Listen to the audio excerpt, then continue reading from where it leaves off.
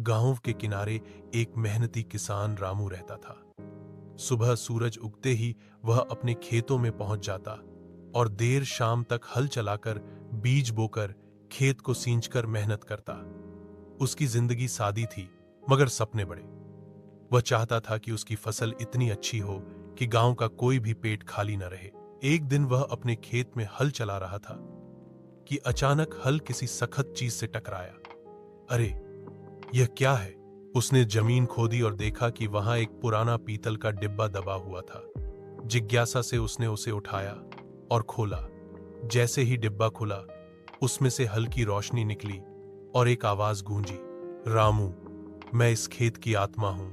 तू सालों से ईमानदारी और मेहनत से खेती करता आया है, इसलिए मैं तुझे एक वरदान देती हूं।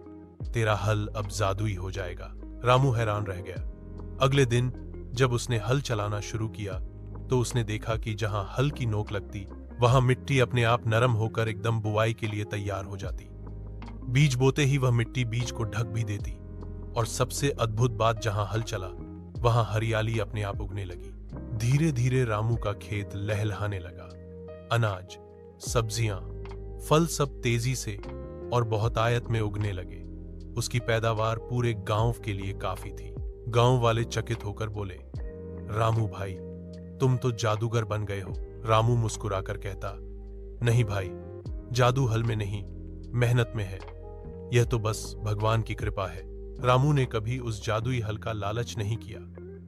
अगर सब्सक्राइब नहीं किया H2 की R